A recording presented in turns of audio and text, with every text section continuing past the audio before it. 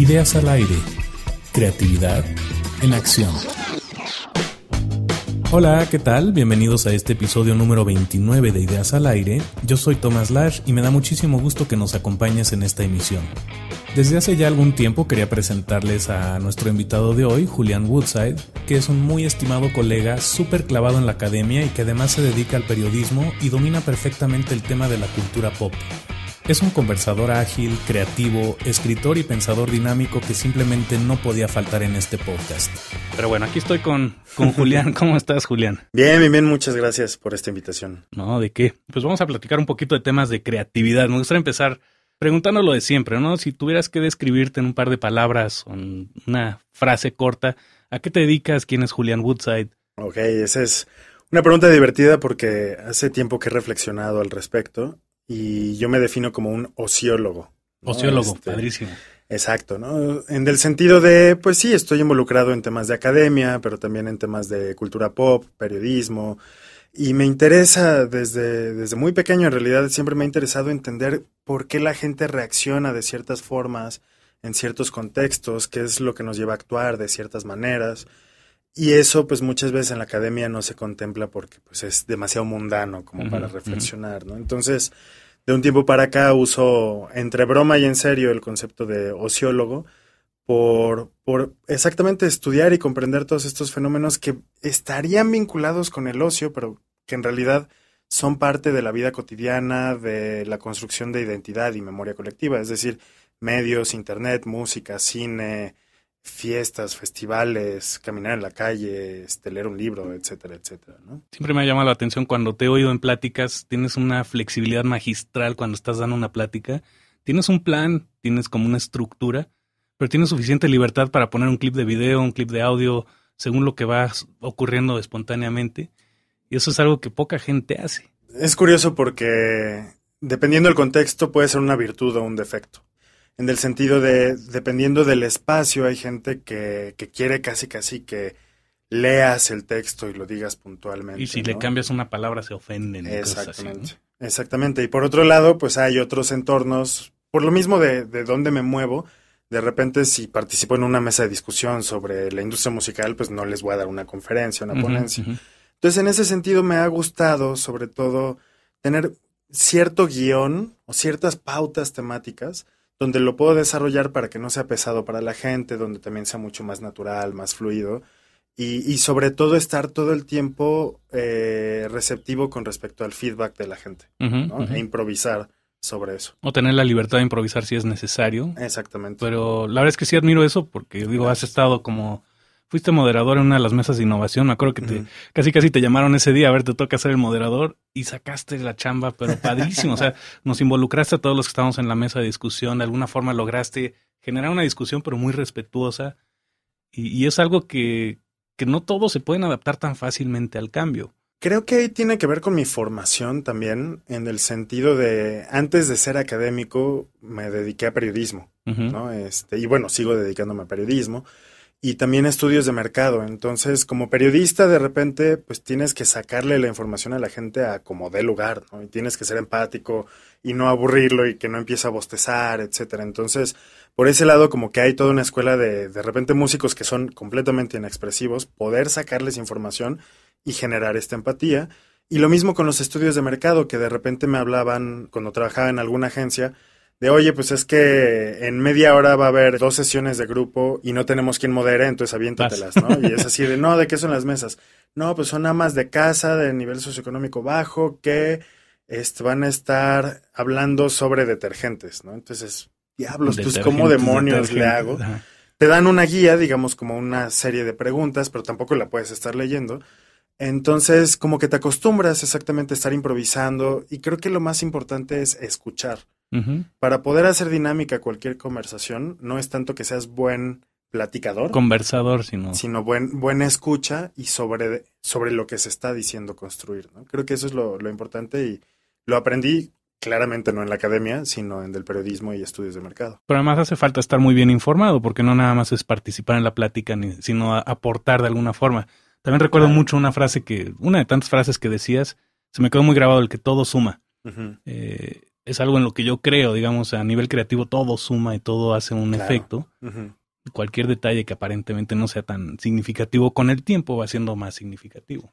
Exacto, o sea, justo antes de que se prendiera la grabadora y eso que platicábamos un poco de algunas trayectorias de personas que han participado en este podcast, me ponía a pensar cómo también yo sí me he preocupado de alguna manera de vincular todo lo que hago, de una manera u otra, desde lo más práctico a lo más teórico, bajo esta filosofía de todo suma, ¿no? De repente una experiencia que podría uno considerar no relevante para un estudio, para lo que sea, resulta que es donde está la clave para entender todo un fenómeno, ¿no? Entonces, sí, creo que es muy importante, además de estar receptivo a la información, como estar observando esos pequeños detalles que damos por sentados. Te considero alguien muy creativo y además de creativo eres zurdo. Entonces quería preguntarte, tuvimos una plática hace rato con dos alumnos que tú conoces, a Gustavo y Adriana de una universidad, y ellos, pues la pregunta fue, oye, ¿los zurdos son más creativos que los diestros? ¿O qué cosas confrontan los zurdos a nivel de creatividad que los diestros tal vez no tengamos? ¿Cuál ha sido tu experiencia en ese sentido? Hay varios mitos alrededor que obviamente uno como zurdo pues va dices, a si te fomentar, conviene, ¿no? entonces Claro, sí, claro, ¿no? por De que dicen que, bueno, como zurdo utilizas de manera más equilibrada ambas partes del cerebro, ambos hemisferios. Puede ser que sí, puede ser que no. Creo que también depende mucho del interés de la persona. O sea, son demasiados factores, no solo orgánicos, sino sociales, culturales, etcétera. Lo que sí es un hecho es que como zurdo creces viéndote o percibiéndote distinto. Obviamente no un bicho raro, pero pues al final de cuentas eres el que escribe chistoso, el que se enchueca para poder escribir en la banca, el que choca con todos en la mesa, el que cuando está escribiendo en el pizarrón o en el cuaderno se embarra la tinta o el lápiz en la mano. Entonces son pequeñas cosas que de alguna manera sí te hacen distinguirte o por lo menos percibirte distinto. No ni mejor ni peor, obviamente, pero de alguna manera distinto, y sobre eso creo que lo que promueve es como una autoconciencia de quién eres y qué es lo que haces en esas cosas pequeñas, exactamente. Creo que eso repercute mucho más que el mero hecho de ser zurdo. Pero tal vez el poder ver las cosas en ambos sentidos, o en su época mi abuelita que era zurda, no se le toleraba trabajar con la mano izquierda, entonces ella podía coser con la mano derecha y la izquierda. Claro. Cuando se iba la jefa o la instructora, cosía con la mano izquierda, pero finalmente aprendió a ser ambidiestra. Exacto. O sea, sí hay ciertas cosas que uno se va acostumbrando pues para adaptarse. Y hablando un poco de temas de creatividad, y eso pues eso tiene que ver con la creatividad, ¿no? Es decir, ok, yo soy esta persona, tengo estas características, ¿cómo me amoldo a la situación para no desentonar o para potenciarlo, ¿no? Sí, o los clásicos ejercicios de poner el reloj en la mano izquierda o tratar de dibujar con la mano, diestra o no diestra, dependiendo si eres zurdo o diestro. Curiosamente, en mi caso, hay gente que de repente diría, es que no eres 100% zurdo. ¿Por qué? Porque tengo mayor fuerza con el lado derecho. O sea, pateo las pelotas con la derecha, aviento cosas con la derecha, etcétera. Tengo mayor coordinación motriz, por así decirlo, con la derecha.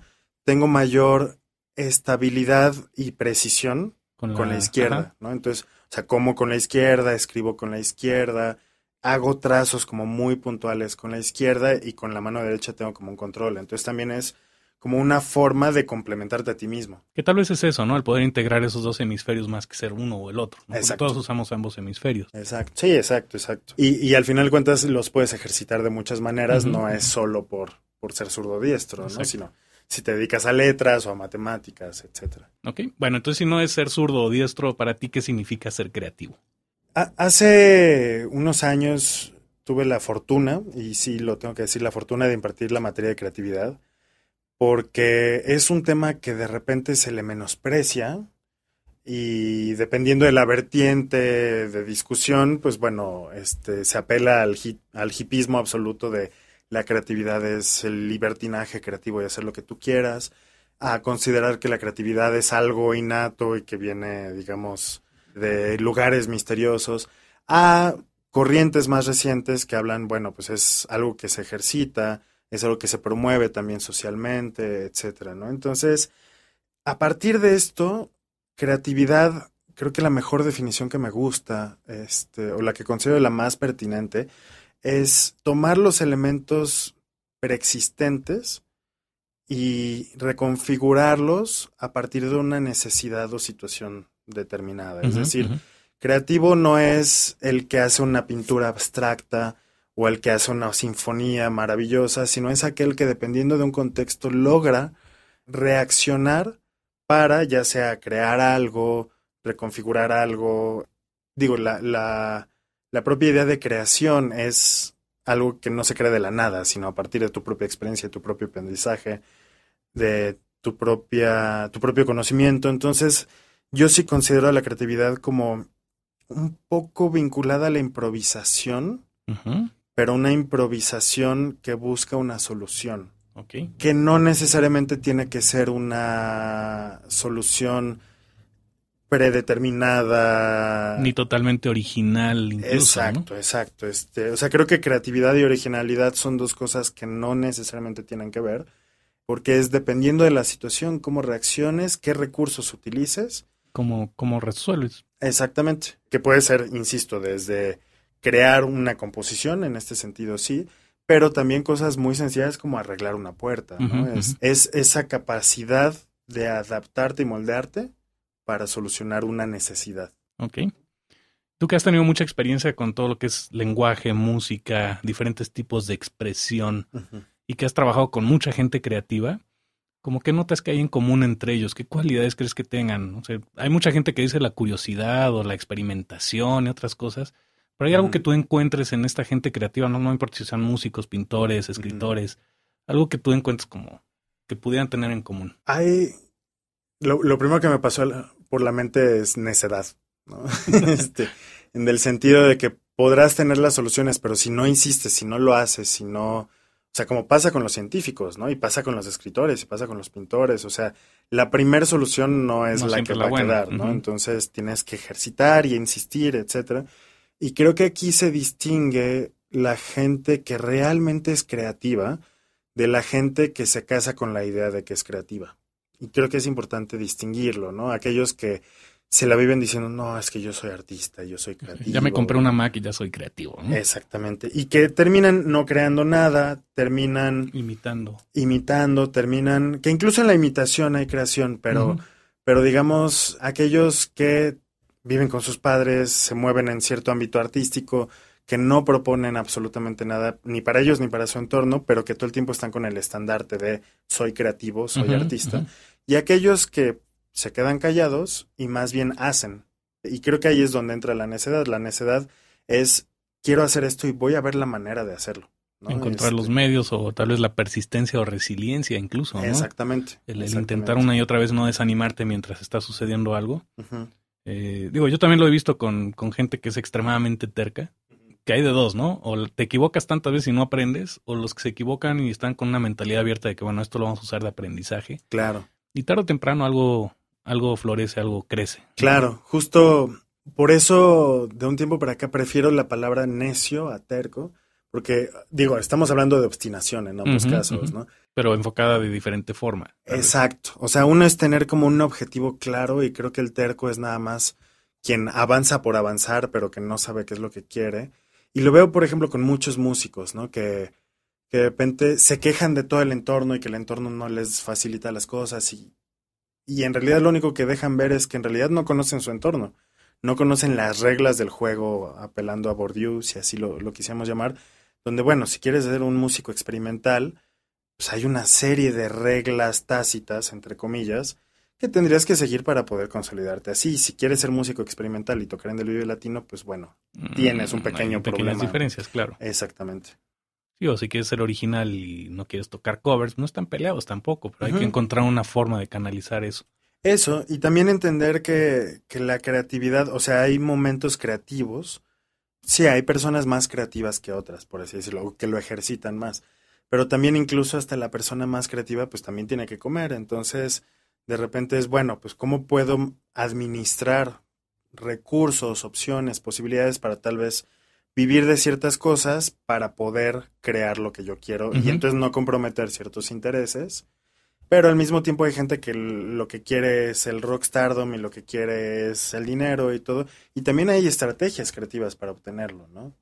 Sí, pero no viene la motivación intrínseca por hacer algo realmente con una pasión o con un objetivo, sino es tal vez el reconocimiento externo, el dinero o algunas otras cosas que tampoco están peleadas con los creativos. Claro, claro. O sea, incluso no sé si llegara a ser intrínseco, ¿no? Porque si hay gente que le mueve el dinero, pues es un motivador, ¿no? claro. Es un motivador.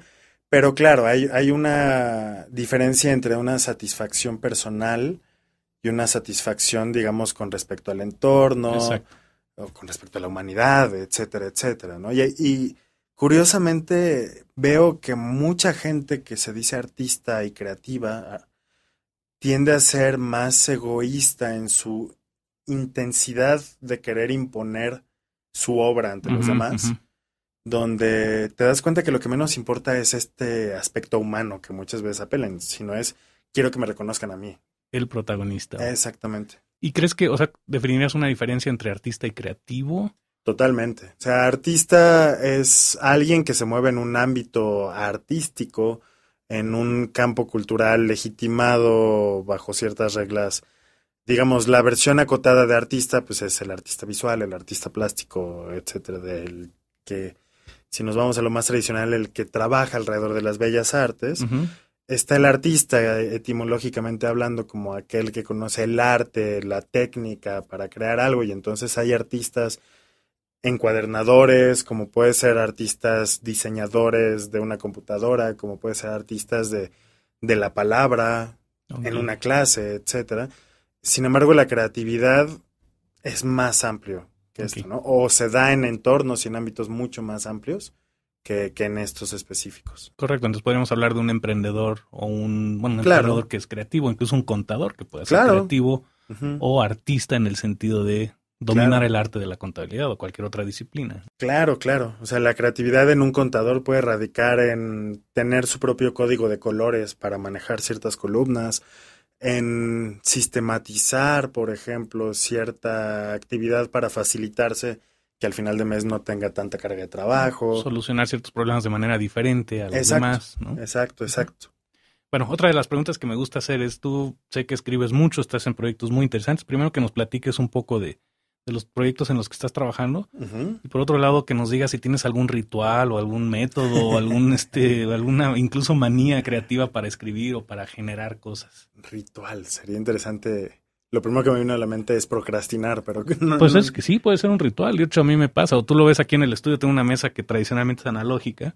Y aquí trato de trabajar únicamente medios analógicos. Y en la otra mesa es digital. Entonces, a veces son como mis mini rituales para trabajar. Claro. Sí, pues mira. O algún horario, no sé, algún lugar donde escribes o esperas a que llegue la inspiración. ¿No?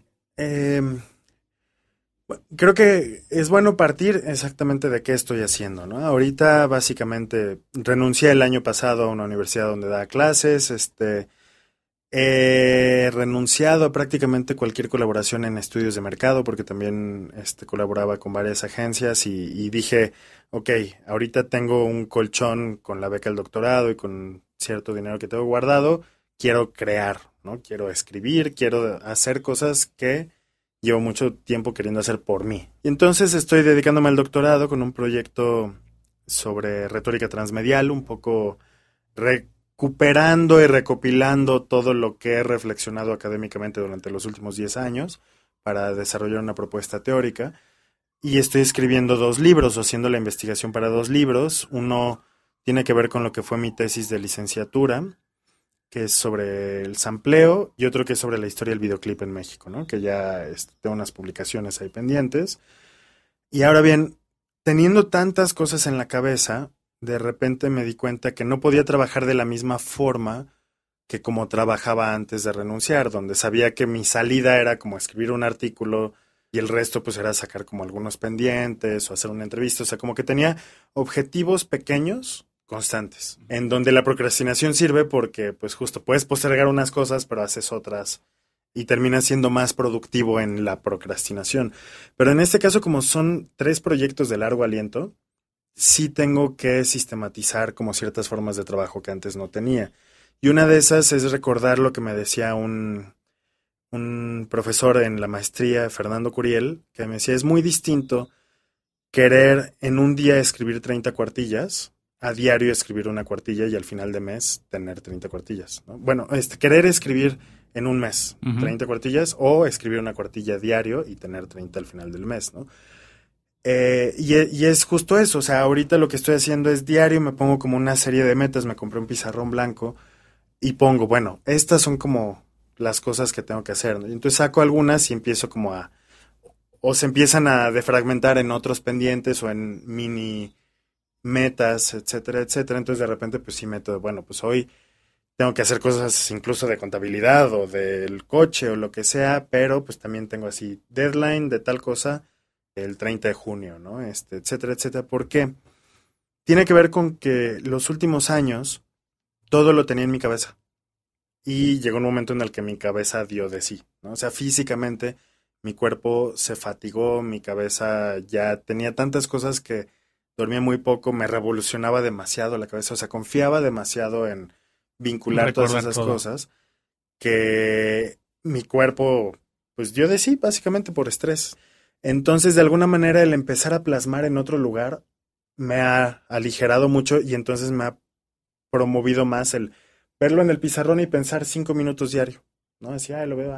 Pero sí es un proceso casi, bueno, relativamente visual, ¿no? El tener un sistema en donde puedas anotar, pero lo ves a distancia, lo puedes analizar de lejos o acercarte en ciertos casos. Claro, y sobre todo que diario puedo modificar una pequeña cosa, en lugar de sentarme un día después de 30 días y hacer todo el trabajo, ¿no? Entonces lo voy matizando, voy modificando cosas, de repente incluso otras cosas que estoy haciendo que tengo en el pizarrón suman, entonces como que veo ahí ciertas relaciones. O sea, justo para el proyecto del doctorado, lo del libro, el videoclip, ha aportado mucho más de lo que yo pensaba.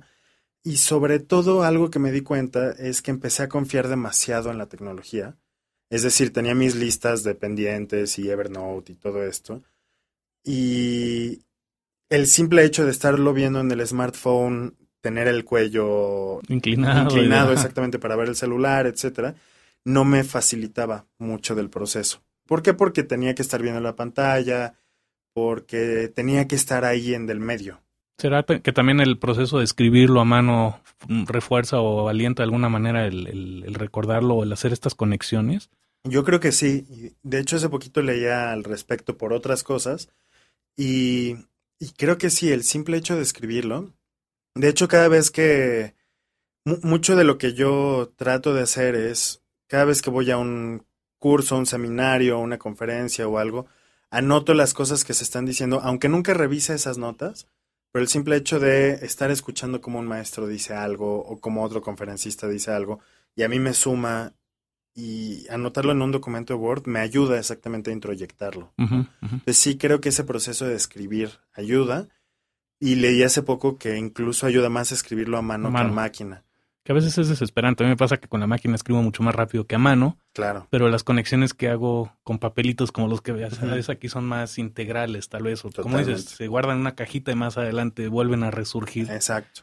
Y se van conectando esos puntos que de otra forma no los enlazarías de alguna forma. Exacto. Que con un dibujo lo puedes improvisar. Y si estás en Word tendrías que abrir un mapa mental. Pero si estás en un mapa mental también la dinámica de trabajo te restringe. O sea, cada software te restringe al mismo tiempo que te ofrece ciertas cosas, y un lápiz y una hoja de papel o un pizarrón, pues tienes toda la libertad que quieres. Recuerdo que platicábamos mucho sobre herramientas digitales para citas, referencias y demás. No sé si seguiste en esa búsqueda o ya como que la abandonaste un poco y te fuiste más hacia papel, pizarrón. Justo... Sí, estuve explorando algunas cosas. De hecho, también hace poco hablaba con un amigo que es obsesivo con el tema de bases de datos y, o sea, toda su vida la tiene catalogada en su laptop y entonces él trabaja con Linux, ¿no? Entonces tiene configuradas una serie de herramientas relacionadas con bases de datos para poder hacer cruces entre un documento y una imagen y todo. Así sea una foto de una fiesta con un libro que estaba leyendo. A ese grado a mí se me hace un poco... No sé si obsesivo, bueno, sí, pero exagerado tal vez. Exagerado porque entonces ya vives en función de administrar la información y no de vivirla. Y creo que también hay una cuestión donde yo valoro mucho también el olvido y el redescubrimiento. claro, descargo todos los PDFs que puedo y tengo toda la información ahí la tengo, pero también el hecho de repente redescubrir música que tengo en mi disco duro o un libro, o de repente darme cuenta que tenía algo duplicado y recordar, lo había bajado por esto y eso. Fíjate, nunca me había puesto a pensar en eso, pero es muy cierto. Es rico, o sea, y justo de cuando habíamos hablado antes sobre el tema de cómo organizar toda la información, hace poco también lo recordé cuando me escribiste de eso, de la importancia del olvido, incluso para la historia. Para mi maestría fue en historia, ¿no? Entonces, se valora mucho de repente el olvido, incluso para la paz mental de una sociedad. Entonces, también creo que de repente el tener toda esa información hace que no veas ciertas conexiones que podría haber a partir del olvido. Y entonces, ahorita me he quedado mucho con Zotero, porque pues es una base de datos que está en la nube, entonces toda mi bibliografía la tengo ahí, es acumulativa, entonces me funciona muy bien. Vi para mi blog en WordPress un plugin que estuve en diálogo con la creadora exactamente porque ciertas características no las cumplía el plugin para hacer citas. Que citar formalmente, ¿no? Exacto. Entonces, en teoría ya tengo instalado en mi blog un plugin para hacer citas de pie de página, pero también para meter bibliografías, etcétera. Pero ok, le dediqué 2 meses de diálogo con ella, etcétera, eso, y no he tenido tiempo de escribir.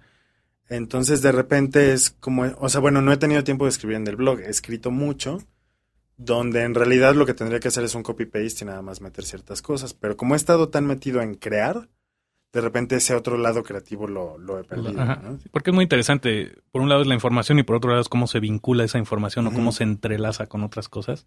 Y a veces la espontaneidad de descubrir o redescubrir o incluso olvidar cosas para luego volver a encontrarlas hace conexiones diferentes. O que tal vez son relevantes en otro momento que tal vez ahora no era relevante y en el futuro puede ser más relevante. Exacto. Y justo creo que estoy como en un proceso de redescubrimiento de todo con los libros que estoy haciendo.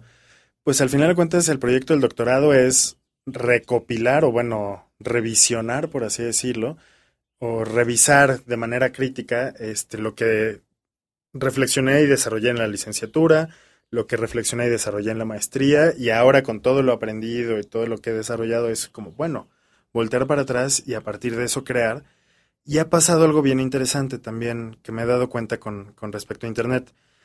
Por un lado, bueno, los textos que yo hice, o sea, el protocolo de investigación que hice para el doctorado, lo leo ahorita y digo, wow, ¿a poco escribí eso? Que fue porque lo escribí en llamas y tenía una semana para poder desarrollarlo, pero aprendo mucho de lo que yo mismo había escrito antes. Como que de repente por estar creando mucho te olvidas de ciertas cosas que dijiste o que escribiste, etcétera. Y al mismo tiempo me he dado cuenta que hay gente... Ahora como todo se puede documentar más, es muy fácil darle seguimiento a un autor, por ejemplo, a un escritor, y ver cómo recicla sus ideas, ¿no? Que antes, pues, digamos, si tú leías un ensayo de un teórico sociológico importante, en realidad de un libro a otro, pues veías cómo iba modificando sus teorías. Y ahora de un texto a otro, si te llegas a repetir tantito, puede haber como muchas críticas. Autoplagio casi, ¿no? Casi como autoplagio, cuando en realidad es parte del proceso creativo, es ir manipulando cosas justo en distintos ensayos, en conferencias también, o sea, obviamente uno como conferencista, pues no, o sea, si te invitan a dar una conferencia sobre el mismo tema, pero en otra universidad, no tiene caso de repente proponer demasiadas cosas nuevas, porque pues es algo que ya está trabajado y que es justo algo que quieres compartir. Sí, tampoco se trata de cambiar la primera diapositiva y cambiarle el nombre, pero sí es de alguna forma adaptar o readaptar ese material. Exacto. Porque si no, vaya, pues pretende ser totalmente original, pero la gente no le llega ese mensaje. Exacto. Sobre todo, pues es la trayectoria de uno y es como si cada vez que uno diera una charla o escribiera un cuento... Tienes que reescribir o reinventar. Pero el lenguaje como tal, ¿no? O sea, como utilizar nuevas palabras, no las que ya hubieras utilizado, o nuevas ideas, no las que ya hubieras utilizado, y es bueno, pues es parte de tu estilo, es parte de, digamos, de repente sacar una teoría, pues implica 10 años de labor constante y de cuestionar y matizar y trabajar, y de repente con Internet sí veo que se evidencia un poquito más de, está repitiéndose. Pero por otro lado creo que se está revalorando ese autoplagio. Y también el déficit de atención, si lo queremos llamar, o el attention span que tenemos. Yo veo que en redes sociales es muy acostumbrado que algo que publicaste en Facebook, más adelante se puede republicar en Twitter o en Exacto. LinkedIn o en otras redes. Ujú. Finalmente son otros medios, ¿no? Exacto. Y se puede también es readaptar eso. el mensaje. Justo, o sea, si lo hablamos desde el tema de medios, pues también son distintas salidas, ¿no? Por ejemplo, hace poco me invitaron a colaborar en un libro colectivo sobre pues, la industria musical en Latinoamérica y tal cual fue a partir de un texto que yo había escrito hablando de la industria musical en México. Me dijeron, pues eso que escribiste me interesa, pero adáptalo a nivel Latinoamérica. Uh-huh. Y entonces es matizar ciertas cosas, etcétera, con una salida distinta, porque una es una salida para una revista, este es para un libro. Entonces también pues son distintos medios. Medios que gracias a que son diferentes medios la gente se entera, ¿no? En redes Exactamente. sociales, quien leyó algo en Facebook hace 5 minutos ya no se acuerda. Exactamente. Entonces, si vuelves a Exactamente. publicar algo esto en 2 semanas no pasa nada, ¿no? Exactamente. Ujú. Otra pregunta que luego hago es, ¿quién es así la persona más famosa o más conocida con la que te has topado, con la que has platicado? Híjole, como Han periodista sido varios. musical es complicado. Sí, han sido muchos, pero alguien que recuerdes en particular, por algún motivo. He tenido gratas conversaciones con gente muy diversa, o sea, desde músicos mainstream a músicos underground, a músicos completamente legitimados, híjole, o sea, desde un músico experimental ya más pop, o por así decirlo, como Mike Patton, por ejemplo, que pues ha incursionado en temas desde lo más ruidoso a grupos de rock que salen en MTV, etcétera, a los de Café Tacuba, a Caifanes, al guitarrista de Tito and the Tarántulas, a directores de cine, ahorita estoy entrevistando muchos. Entonces, más que famosos, me gustaría compartir una anécdota que ha sido como muy recurrente, pero que me dejó ver la claridad con la que uno debería de trabajar, si a uno realmente le apasionan las cosas, ¿no? Y es hablando con Mike Patton, después de que vino con Faith No More al DF y a Guadalajara. En Guadalajara estuvimos dando el rol con él y otros músicos, pues como amigos, ¿no? Porque era amigo de unos amigos míos. Entonces cuando ya lo íbamos a dejar al aeropuerto, obviamente todos los que íbamos en ese coche, pues éramos muy fans de él, ¿no? De alguna manera marcó nuestra adolescencia, adultez temprana, etcétera. Y entonces íbamos en el coche y nos empezó a platicar de cuando él conoció a Ennio Morricone, ¿no? Y él en su disquera, de hecho, editó un disco de rarezas de Ennio Morricone y lo ha cobereado, etcétera. O sea, digamos, es alguien que sí se ha movido, pues, justo en otros entornos. Grandes ligas. Grandes ligas, tal cual, ¿no? Y entonces nos platicó de cuando lo conoció y le preguntamos, oye, no, ¿y qué le preguntaste? ¿Qué platicaste? ¿No? Y dijo, pues es que en realidad, ¿qué le puedes preguntar a la persona que más admiras en tu vida, ¿no? Entonces fue como muy impactante porque nosotros estábamos en el coche con él después de una semana de estar conviviendo con una de las personas que más admirábamos. Escuchar eso fue interesante y fue revelador de alguna manera, ¿no? O sea, obviamente hay esta frase de siempre estamos parados en los hombros de gigantes, siempre hay alguien que admiró a otra persona. Incluso en Los Simpsons hacen esta broma Sí. de Edison, que quería ser como Da Vinci, yo mero quería ser como Edison. Pues al final de cuentas siempre hay alguien a quien nosotros queremos emular, siempre va a venir alguien después que tal vez se inspire en nosotros.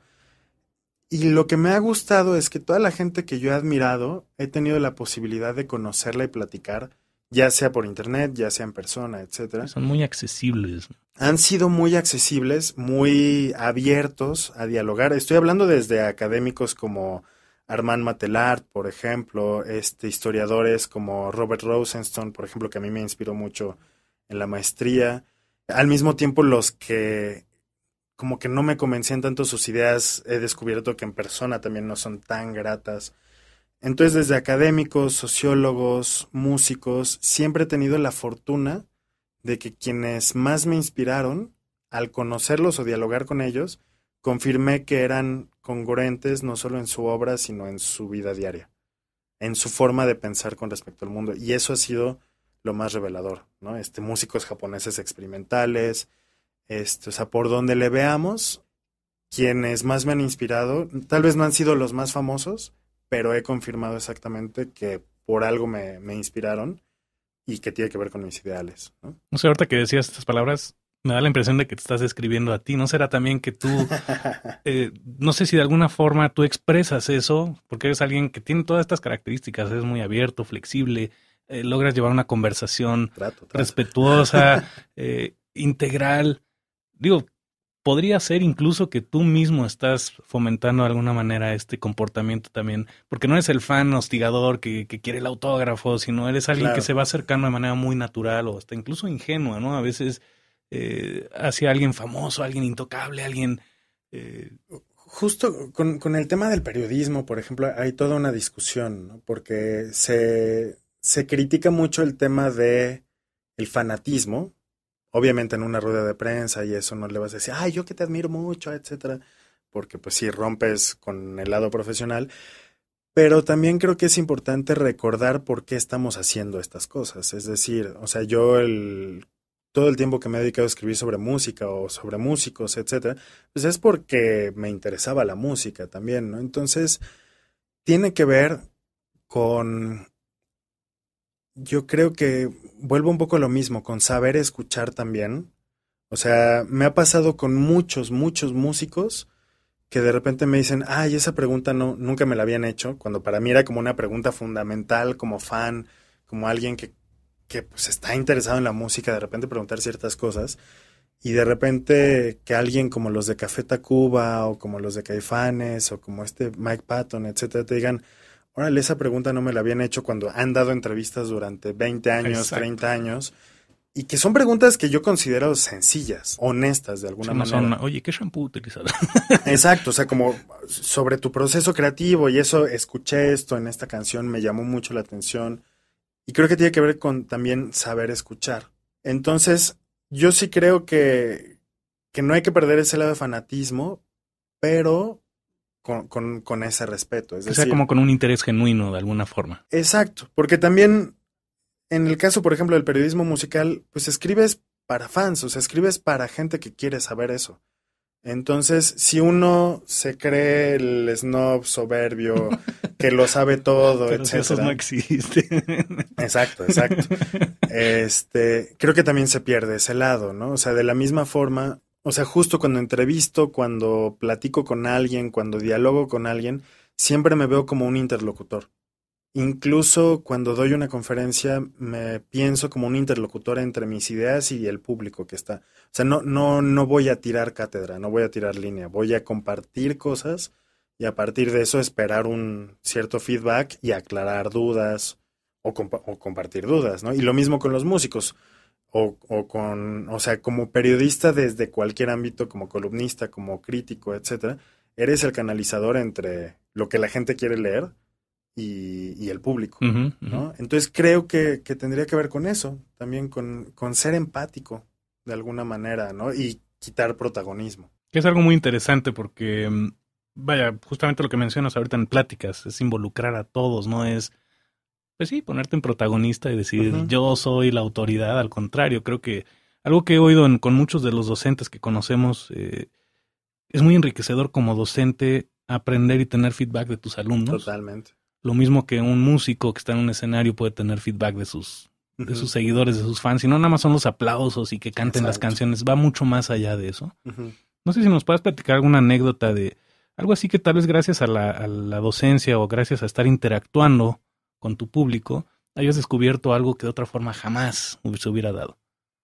Pues bueno, o sea, el rato que estuve dando clases, que fueron 5 años de, digamos, diario días, o prácticamente diario dar clases en distintas instituciones académicas, hasta que dije, bueno, por ahora bajo la cortina, es el momento en el que más aprendí, más revolucioné ideas, exactamente, porque pues de entrada tienes a 20, 30 chavitos por clase, smartas es la mayoría, que te van a cuestionar, ¿no? Te van a confrontar, te van a preguntar, te van a... Exacto, y temas, o sea, incluso de tu seguridad personal, o sea, como una serie de cuestiones donde tú te estás poniendo en el reflector todo el tiempo, pero que al mismo tiempo, si uno no llega de manera soberbia, se puede generar una dinámica riquísima, ¿no? Y creo que eso es como lo más rico, porque también de repente hay amigos que me preguntan, ay, es que me están ofreciendo dar clases, pero yo qué le puedo decir a los estudiantes.